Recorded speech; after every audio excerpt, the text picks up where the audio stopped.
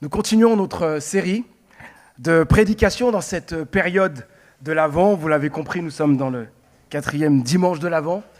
Et notre série a pour titre « Emmanuel, Dieu avec nous ». Et j'ai le privilège encore, là aussi, non seulement d'allumer des bougies, mais aussi de prêcher sur un nom qui me concerne bien, puisque je m'appelle Emmanuel. Mais la signification Dieu avec nous, c'est pas moi, là. Ça concerne Jésus.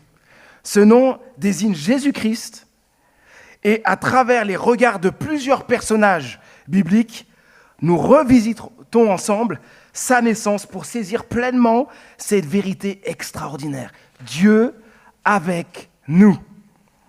Ce que je vais partager maintenant, j'aurais aimé l'avoir entendu plus jeune, car cela peut véritablement transformer notre manière de vivre, notre travail, nos tâches quotidiennes, même pour vous les jeunes, vos études. Nous découvrirons ensemble que la présence de Dieu avec nous peut faire de notre lieu de travail un lieu de bénédiction. Un lieu de bénédiction tant pour nous que pour les autres. Vous croyez à cela ? Je vous invite à ouvrir vos Bibles et nous allons lire dans l'évangile de Luc, au chapitre 2. Nous allons lire les versets 8 à 20. Donc Luc, chapitre 2, versets 8 à 20. Je vous laisse le temps de trouver le texte dans vos Bibles.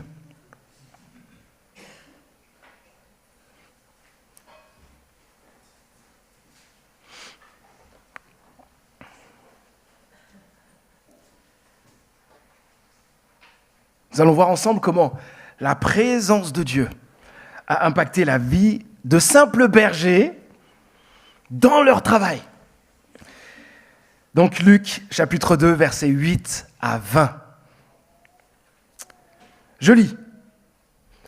Dans les champs environnants, des bergers passaient la nuit pour garder leurs troupeaux. Un ange du Seigneur leur apparut et la gloire du Seigneur resplendit autour d'eux. Une grande frayeur les saisit. Mais l'ange leur dit, « N'ayez pas peur. Je vous annonce une nouvelle qui sera pour tout le peuple le sujet d'une très grande joie. Un sauveur vous est né aujourd'hui dans la ville de David. C'est lui le Messie, le Seigneur. Et voici à quoi vous le reconnaîtrez. Vous trouverez un nouveau-né dans ses langes et couché dans une mangeoire. » Et tout à coup, apparut aux côtés de l'ange une multitude d'anges de l'armée céleste qui chantaient les louanges de Dieu. « Gloire à Dieu au plus haut des cieux et paix sur la terre aux hommes qu'il aime. » Quand les anges les eurent quittés pour retourner au ciel, les bergers se dirent les uns l'un à l'autre, « Allons donc jusqu'à Bethléem pour voir ce qui est arrivé, ce que le Seigneur nous a fait connaître. » Ils se dépêchèrent donc d'y aller et trouvèrent Marie et Joseph avec le nouveau-né couché dans une mangeoire. Quand ils le virent, ils racontèrent ce qui leur avait été dit au sujet de cet enfant. Tous ceux qui entendirent le récit des bergers en furent très étonnés. Marie, elle, conservait le souvenir de toutes ces paroles et y repensait souvent. Les bergers s'en retournèrent, glorifiant et louant Dieu au sujet de tout ce qu'ils avaient vu et entendu. C'était bien ce que l'ange leur avait annoncé. Amen. Voilà un beau texte. Et je vous invite à le voir et à voir comment Emmanuel, Dieu avec nous, devrait impacter notre travail. Dieu avec nous dans notre travail, premièrement, nous pousse à rester en communion, à demeurer en communion avec lui. Dans les champs, vous l'avez entendu, les bergers passent la nuit pour veiller sur leurs troupeaux. Ils sont donc occupés à cette tâche quotidienne, répétitive, rien d'extraordinaire, n'est-ce pas ?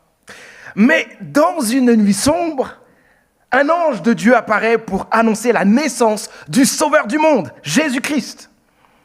Et en voyant l'ange et la gloire de Dieu resplendir autour d'eux, les anges plutôt les bergers, sont saisis d'une grande frayeur. On peut bien le comprendre, n'est-ce pas? Si comme eux, nous étions assis là en pleine nuit, il n'y a personne, et à contempler peut-être les étoiles, et que d'un coup, une très forte lumière se pointe vers nous, on ne se met pas à sourire comme si quelqu'un nous prenait en photo, n'est-ce pas? Au contraire, on est très surpris, on a peur, on se demande, mais qu'est-ce qui se passe là? Il est important de comprendre une chose ici. Les bergers étaient la classe la plus méprisée en Palestine. Certains rabbins déclaraient même que leur profession était impure. C'est fort. Pourtant, Dieu s'est manifesté à eux, là où ils se trouvaient, en envoyant un ange. C'est surprenant. La nouvelle la plus extraordinaire au monde, la naissance de Jésus, n'a pas été annoncée aux nobles, aux riches, aux rois, aux grands prêtres. Dans le temple, ce sont de simples bergers qui sont les premiers informés. Ils n'avaient pas une position élevée dans la société de l'époque, ils n'étaient pas éduqués, n'avaient aucun poids dans la société. Cela montre que Dieu, même le métier le plus humble, a une grande valeur aux yeux de Dieu. Même le métier le plus humble a une grande valeur aux yeux de Dieu. Malheureusement, le monde dans lequel on vit a souvent tendance à mépriser, à dévaloriser certaines professions, nous incitant à chercher notre propre valeur uniquement à travers notre travail. Quand j'ai un travail peu valorisé, j'hésite à en parler, par crainte du jugement. Et puis je ressens de l'infériorité, n'est-ce pas? Et à l'inverse, si mon poste est prestigieux, c'est un bon poste, je le mentionne volontiers, car je projette une image de réussite. Et cela renforce l'idée que je suis quelqu'un d'important, n'est-ce pas? Cette mentalité renforcée par notre entourage fait que notre travail peut facilement devenir ce qui nous définit, notre identité, notre valeur. Ce n'est pas ainsi que Dieu voit notre valeur. À ses yeux, nous avons tous une valeur infinie. Peu importe notre lieu de naissance, notre âge, notre statut social, notre beauté, notre profession, et aussi, quelles que soient nos réussites, nos échecs. Dieu nous aime sans condition et nous considère pleinement, quelle que soit notre position sociale, notre situation professionnelle ou sociale. Cette vérité transforme radicalement notre regard sur nous-mêmes et sur la manière dont nous voyons, percevons le travail, n'est-ce pas? Apprenons à nous voir différemment. Apprenons à ne pas chercher notre valeur dans notre travail, mais en Dieu seul. C'est lui qui nous a créés et il nous aime. Cela devrait nous suffire. Alors, je vous invite ensemble à demander à Dieu de nous aider à être pleinement satisfaits en lui, dans son amour, dans la valeur incroyable que nous avons à ses yeux.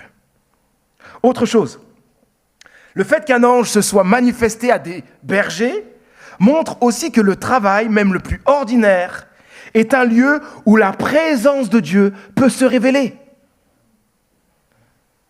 Ça ne vous fait pas grand-chose. C'est que vous n'avez pas compris. Je le redis? Attendez. Le fait qu'un ange se soit manifesté à des anges, plutôt à des bergers, merci, c'est pour voir si vous suivez, montre que le travail, même le plus ordinaire, est un lieu où la présence de Dieu peut se révéler. Amen. Ah, vous avez mieux compris. Écoutez la suite. À l'époque de la naissance de Jésus, bien que certains prophètes et écrits bibliques rappelaient que Dieu n'était pas limité à un seul endroit, beaucoup de juifs, de croyants, de gens qui croient en Dieu, pour eux, Dieu se manifestait principalement dans le temple de Jérusalem. Pour eux, le temple à Jérusalem il considérait plutôt le temple comme le lieu de la présence de Dieu. C'est là-bas que Dieu se manifeste.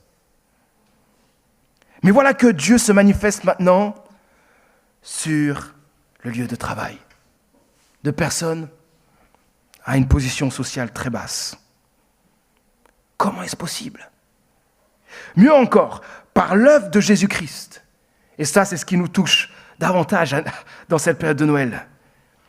Par l'œuvre de Jésus-Christ, qui est venu, qui est mort et qui est ressuscité, si nous plaçons notre confiance en lui, nous recevons sa présence en nous. Et ça est extraordinaire.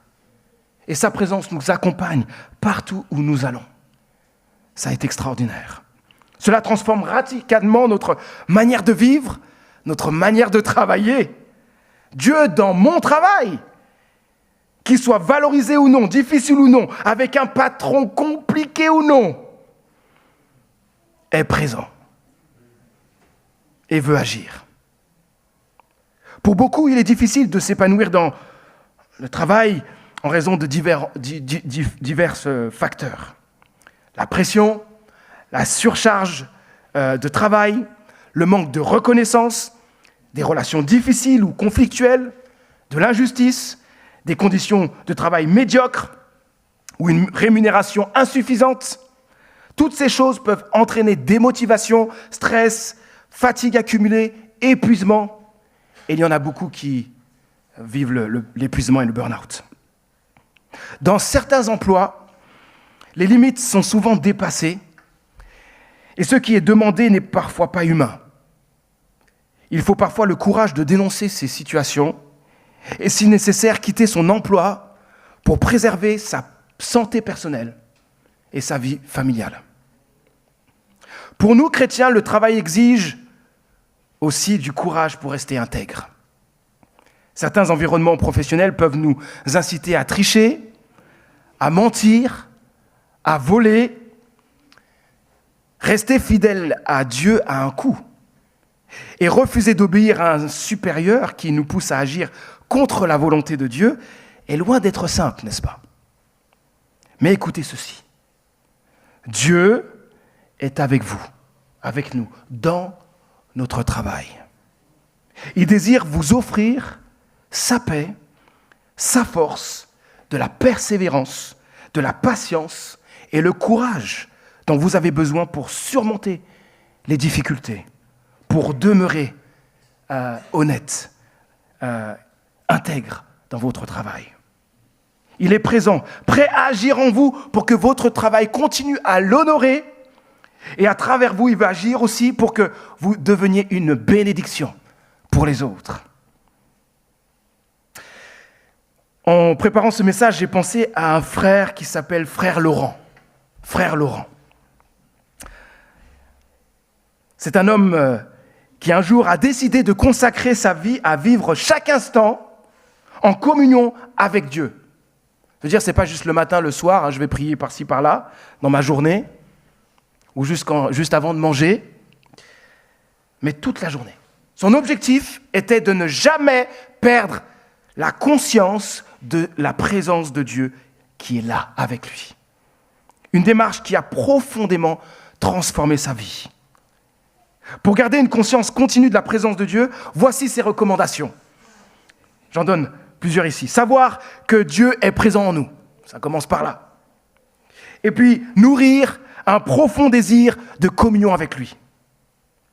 Parler aussi souvent avec lui. Offrir toutes nos activités, même les plus ordinaires.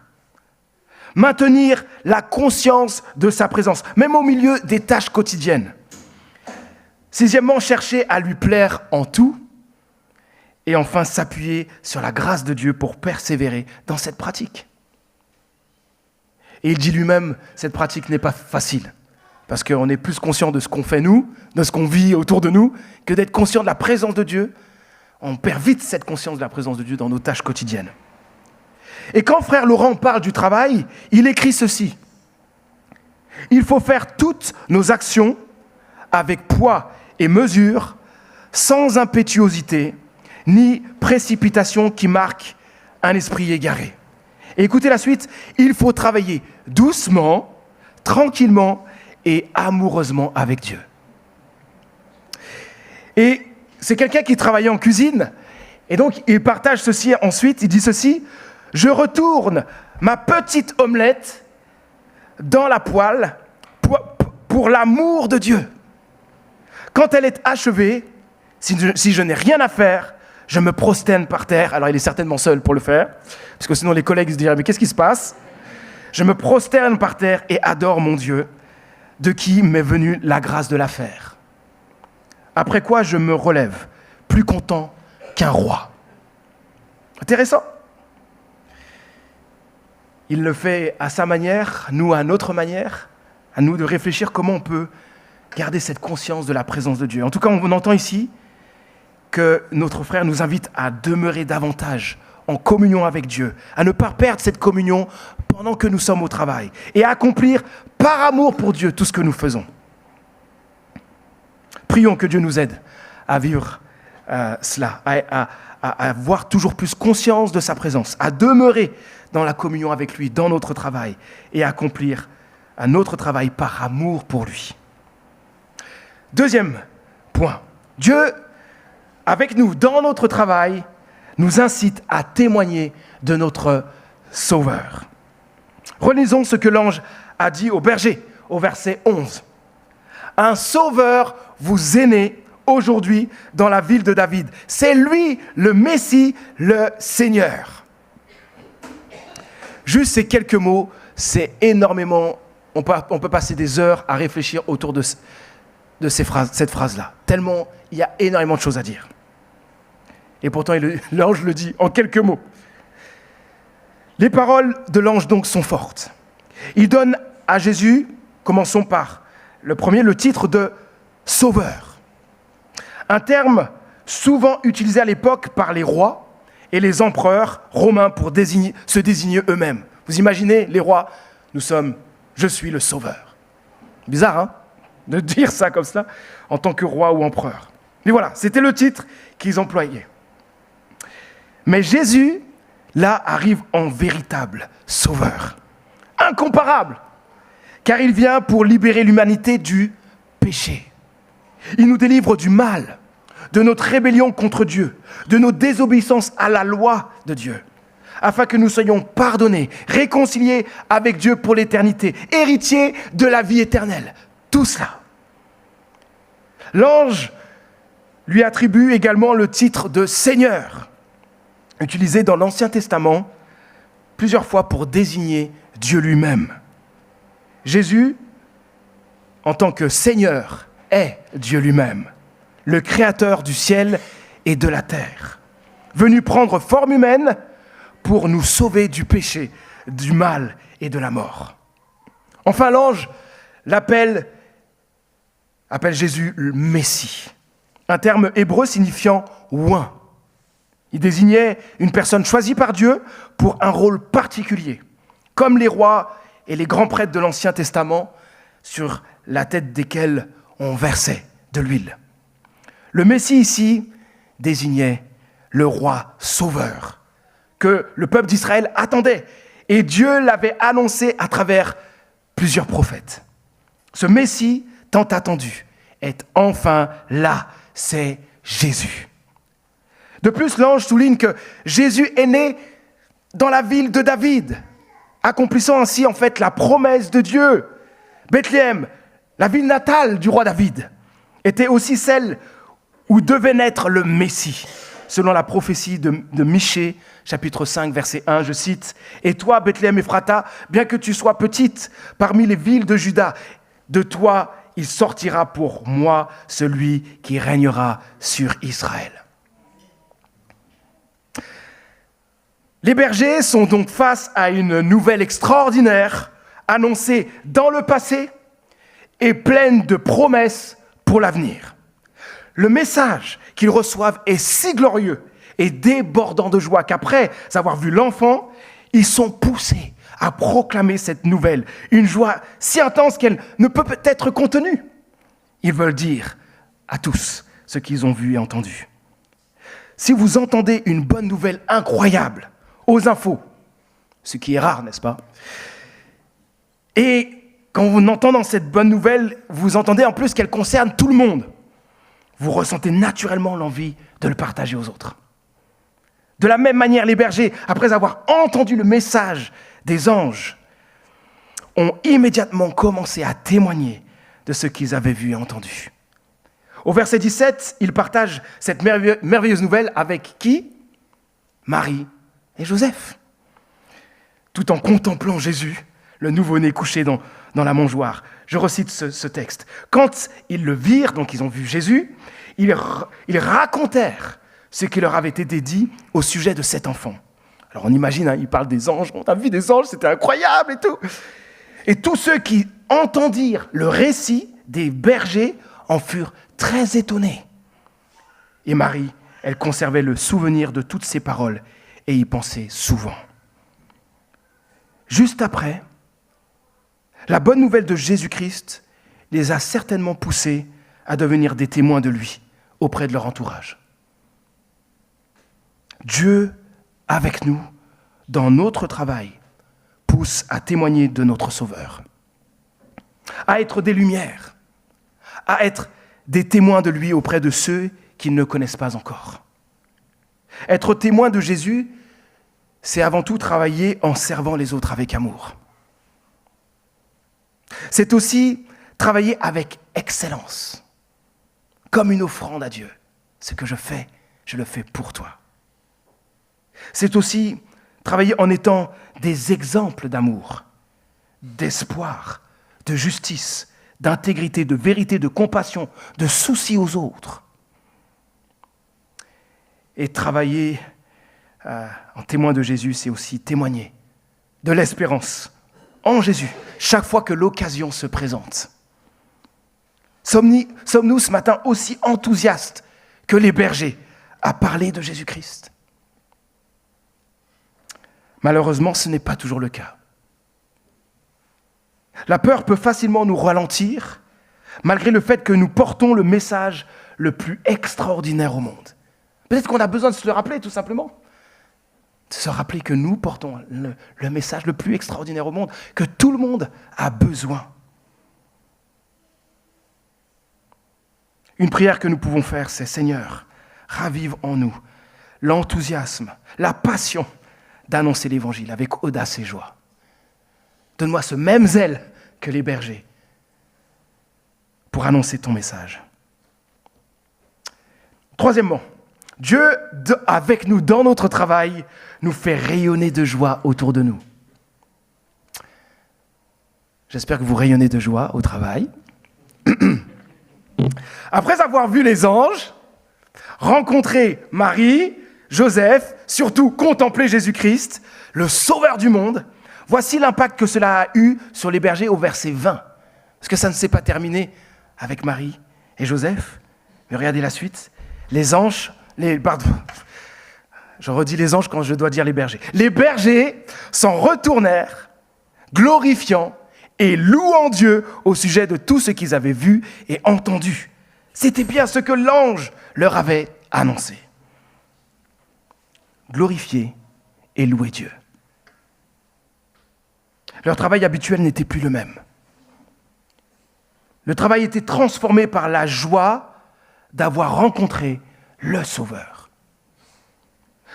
Vous savez, ça change tout de travailler avec joie. Il y en a qui disent oui. Ça change tout, hein? D'où vient la joie dans le travail? Pour beaucoup de gens, la joie au travail vient d'un bon salaire, d'avoir un travail qui a du sens, de quelques bravos, félicitations de temps en temps, on en a besoin, n'est-ce pas? D'opportunités de progresser, que ce ne soit pas toujours la même chose, d'une ambiance quand même agréable, d'une charge de travail pas trop lourde, et surtout, suffisamment de repos, de vacances. Mais pour le chrétien, il y a plus. Sa joie vient du fait que Dieu est présent dans son travail. Que le travail est avant tout pour honorer Dieu. Et c'est vraiment encourageant que Dieu récompense notre fidélité dans le travail. Ah bon? Mais moi, je pensais que c'est quand on travaille à l'église. Ah bon? Mais j'espère que vous avez compris qu'on travaille, dans votre travail, vous travaillez aussi pour la gloire de Dieu. Que tout ce qu'on fait, nos activités, normalement, devrait être pour la gloire de Dieu. Toutes les fois où vous avez aimé, toutes les fois où vous avez fait du bien à quelqu'un, vous avez honoré Dieu. C'est de ça qu'on parle. Le travail peut être récompensé par Dieu.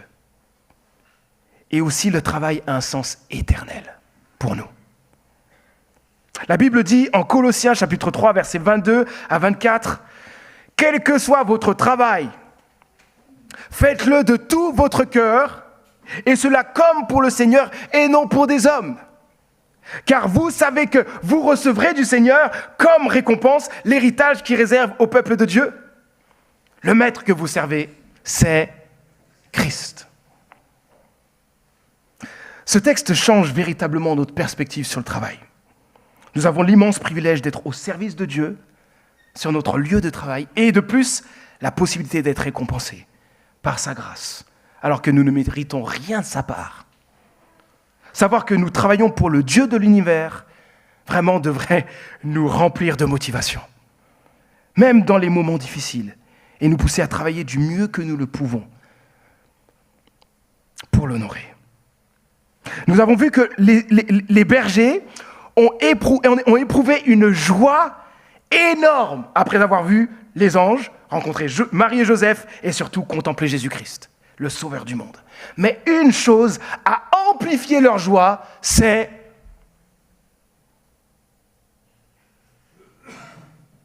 d'accord, mais encore la louange. La louange a amplifié leur joie. Lorsque nous mettons toute notre confiance en Jésus-Christ, nous recevons son pardon, sa présence, la vie éternelle, l'immense amour de Christ et sa présence dans notre vie remplit nos cœurs de joie. Et naturellement, nous louons Dieu. Nous lui disons merci. Et ça amplifie notre joie. Et quand on le vit avec d'autres, ça amplifie encore plus notre joie. Lorsque nous louons Dieu, il se passe quelque chose dans notre cœur, dans notre vie.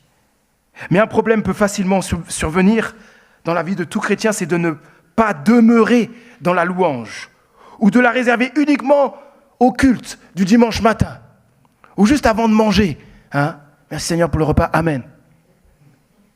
Ça, c'est quand on dit aux enfants, on va prier, mais ils ont tellement faim. Merci Seigneur pour ce repas, Amen. Ok. Au moins ils ont dit merci. Mais, mes amis, si nous étions convaincus de ce que cela change dans nos journées, si nous étions convaincus de ce que ça produit dans la vie du chrétien, la louange, continuelle, je vous assure, nous saturerions notre vie quotidienne de louange. Nous passons à côté de beaucoup de choses, et moi le premier. Combien de fois dans la présence de Dieu, j'entends le Seigneur me dire, Manu, passe du temps dans la louange. La louange amplifie notre joie. La louange renforce notre amour pour Dieu. La louange nous aide à vivre en proximité avec lui. La louange renforce notre foi dans ses promesses et dans les temps difficiles. La louange remplit notre cœur de sa paix, nous aide à percevoir davantage Dieu à l'œuvre dans notre vie quotidienne. La louange nous conduit à manifester les fruits de l'esprit. Vous voulez qu'on continue ? La louange fait tout ça, les amis. On passe à côté de l'impact de la louange si on pense que la louange, c'est juste de temps en temps.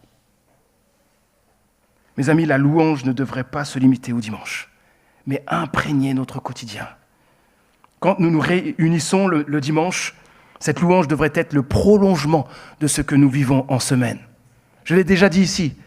On dit, le dimanche, on va rendre un culte à Dieu. Mais c'est tout au long de la semaine qu'on rend un culte à Dieu. C'est pour ça que je disais, la fois où j'avais prêché sur le culte, je disais, on pourrait se dire, bon culte, parce qu'on va continuer.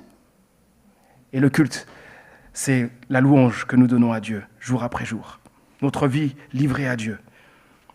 Le pasteur Philippe Viguier a écrit ceci que j'aime beaucoup. « Notre Dieu est infini, et les raisons de le célébrer sont infinies. Tout ce qu'il est mérite la louange, et tout ce qu'il fait mérite la louange. C'est parce que Dieu est infini qu'il faudra l'éternité pour le louer.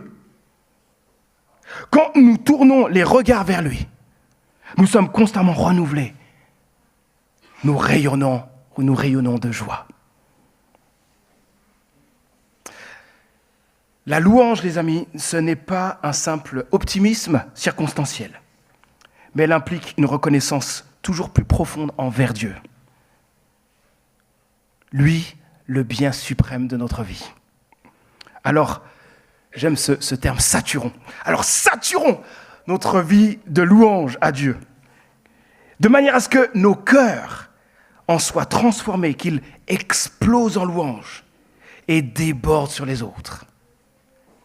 Et attention, on ne parle pas ici de « Ah oui, il faut qu'il déborde sur les autres à l'extérieur ».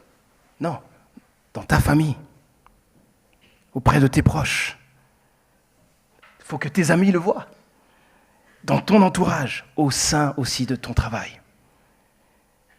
Et il ne s'agit pas de juste être en mode sourire, mais d'avoir la joie de Dieu en soi. Je conclus. Dieu, avec nous dans notre travail, nous pousse à rester en communion avec lui. Nous incite à témoigner de notre Sauveur et nous fait rayonner de joie autour de nous. Je vous invite à prier. Notre Dieu, merci pour le don précieux de Jésus qui porte aussi le nom d'Emmanuel, car il est venu pour être avec nous, en nous, partout où nous sommes. Tu connais tous les défis que nous rencontrons dans notre travail, dans nos tâches quotidiennes.